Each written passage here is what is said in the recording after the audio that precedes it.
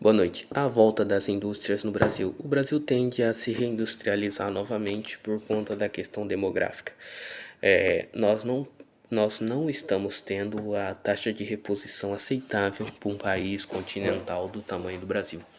Então vai ter que haver uma reindustrialização para que haja um incentivo na renda do brasileiro em si, para que aumente as famílias por conta da taxa demográfica e tudo mais. A questão da taxa demográfica interfere em tudo.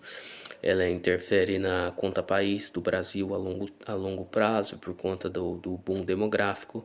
Interfere na previdência social, porque são 10 pessoas pagando a previdência para um idoso e não vai ter pessoa suficiente para pagar, a previdência quebra. Também a questão da... Como que chama a construção de prédio? Eu me esqueci a palavra. A indústria civil seria a que constrói prédios e edifícios, também sofre por falta de mão de obra, tudo.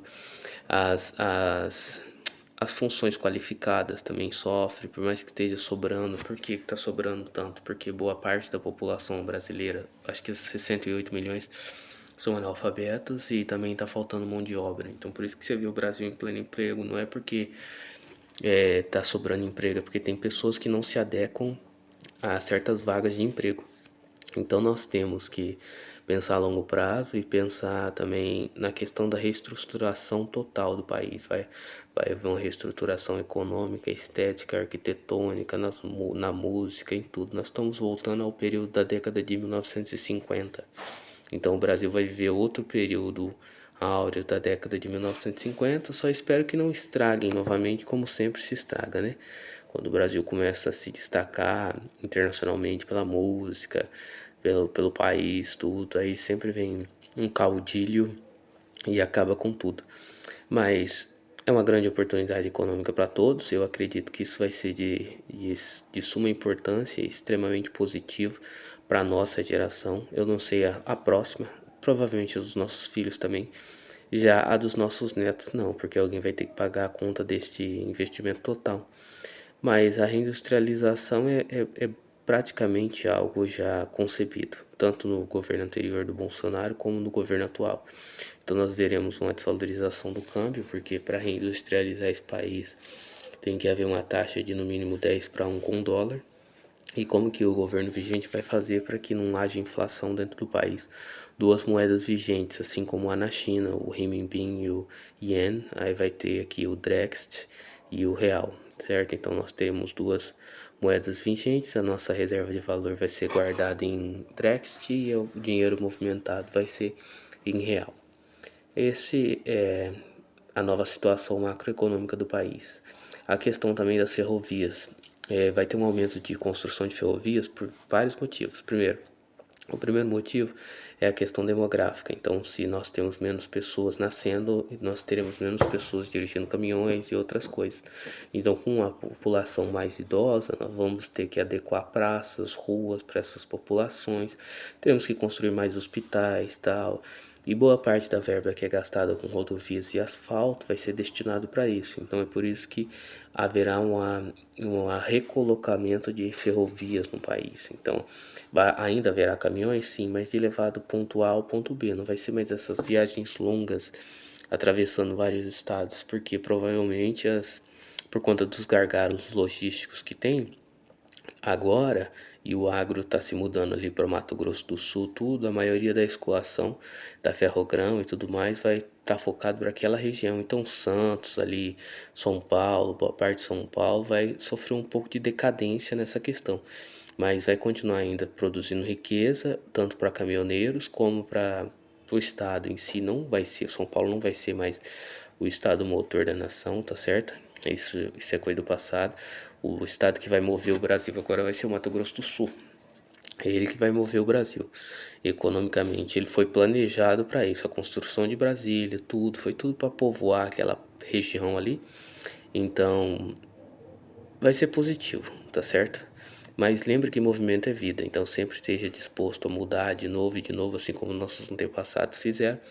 Às vezes, claro, nós ficamos estressados com o Brasil e tudo mais, mas não há nada de novo abaixo do sol, isso aqui tudo se repete de novo, de novo e de novo.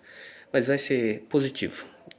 No final das contas, vai ser extremamente positivo a reindustrialização e a questão da a estabilização da macroeconomia brasileira também vai ser bem positivo.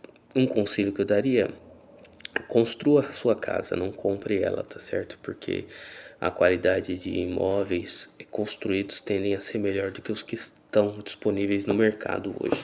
E o custo para desmanchar também uma casa dessa antiga tal, muitas vezes é inviável.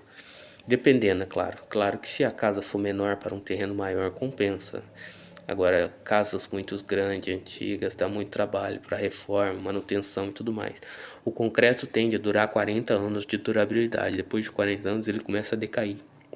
É a mesma coisa com essas estruturas, essas casas. Foi por isso que em alguns estados brasileiros, quando o imóvel completa 40 anos de idade, você consegue pedir a isenção na prefeitura, porque ele já começa a perder a sua função, entendeu? As casas foram construídas de uma maneira 40 anos atrás, já não se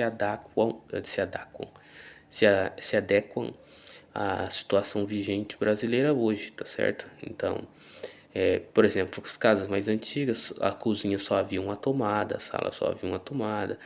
As tomadas hoje já são espalhadas em todos os cômodos, tal. É uma questão de necessidade, é questão de Wi-Fi e tudo mais.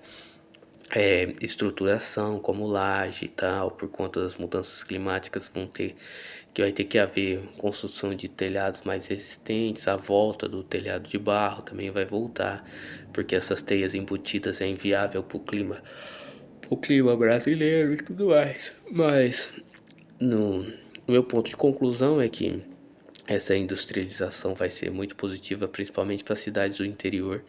Agora as grandes metrópoles entrarão em decadência. Então o governo já está meio que retrofitando essas cidades, que elas vão ser mais focadas em turismo, em restaurante, desse tipo de coisa, em lazer.